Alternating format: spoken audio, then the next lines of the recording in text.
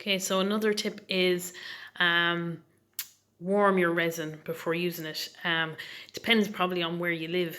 I live in Ireland, so it's cold, so I put them on the radiator and it just makes them more runny. So when you're pouring them out for mixing or measuring them for mixing, they pour a lot easier and you're not getting gloops and big amounts. And when you're trying to measure even using your eye without a weighing scale, you can just pour them at a more even rate.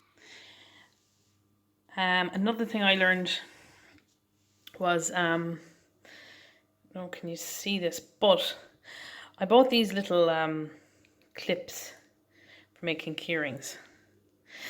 And I didn't have resin glue. Now I've ordered some resin glue, but at the time I didn't. And before I domed them, I decided just to stick them on using super glue. Now, I think you can kind of see it there. The problem with that is you get a yellowing. So when you dome over them, you're left with this kind of yellow mark. It might be hard to see there in the video, but you can see the super glue has a yellowy mark. See it more on this one here. So you can see the nice clear epoxy, and then there's this yellow here around here, this kind of a yellow discoloring where the glue was. So I have, again, when you go to the trouble, you don't want a yellow mark, so don't use super glue. Now maybe there might be different brands that'd work, but the one I use just left a yellow tinge, and that's why I've ordered the resin glue. So hopefully it won't leave a tinge. The other thing is, as you can see from this one, when you put pictures into resin, they have a tendency sometimes to move. So be very careful. See, that moved offline, and I would have loved it, you know, to be in the center there. So when you put pictures in, if they're not kind of tightly set, so obviously sometimes the picture is quite big. See, you get one here. It's quite a big picture, so it's kind of set and it won't move from side to side. But if it's smaller, you need to be careful and keep an eye that for the first little while, that you keep an eye that it doesn't move off to one side, because you don't want this to happen. And the next thing is, and I'll do a video on this, is stickers. You can buy stickers for your resin. I have a way just with laminating them, and I'll put up another video on how I made these stickers. But I found that you can buy stickers, but to get ones that maybe you like rather than ones that are kind of bought ones. But you have to seal them. So if you print something out in the printer and you put it directly into resin, it damages the paper and it'll discolor the picture, so it'll ruin the picture on you. So you have to cover it. Now, there are two ways you can do that, and both seem to work well. These are ones I laminated, and you can also, if you don't have a laminator, if you just get sellotape and just put a layer of sellotape over them and a layer of sellotape at the back and rub them, you'll seal them as well. But the laminator is a kind of a quicker way of doing that.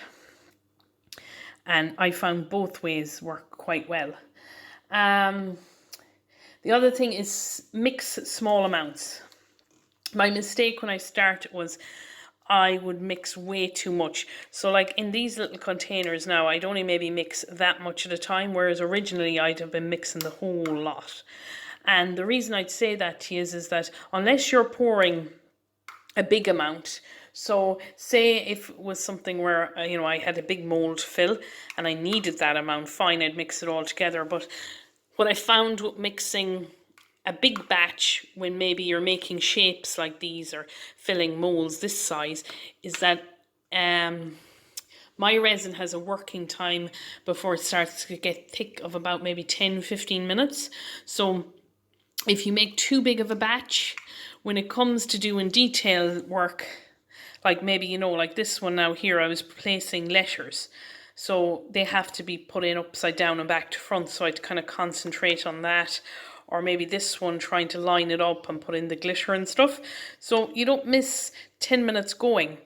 And what can happen sometimes is towards the end then you're rushing them. So anymore, I only mix about that much, use that, do a few moles, then come back, mix some more. Even though it is more time consuming, you don't end up basically having a load of moles that you kind of fill because the epoxy is going hard on you. The next thing I learned is have a plan. So like I started off and this was my mold, and you know, I filled epoxy into all of these, but I didn't have a plan as to what I was doing with them. So I ended up then sort of guessing. So I was wasting epoxy. Like, you know, it's fine, it's nice. But, you know, I found I was just like basically throwing glitter into it because I thought, well, I have to do something with it. Whereas these ones I had plan and I had it written out.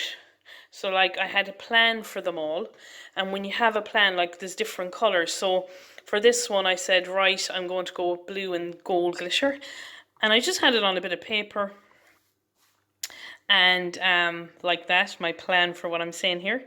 And I just found it was way better, so I knew what colors, like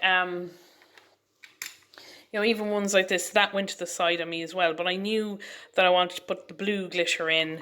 This one I knew by the colours. I had my sticker. I was like silver stars, silver glitter. So I had a plan. So these were all done at the one time. These were all done at the one time.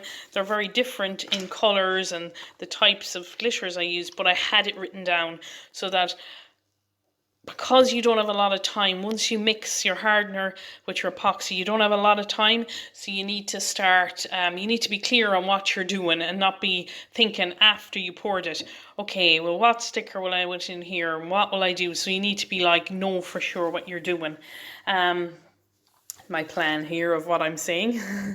Yeah, that's pretty much everything I wanted to say.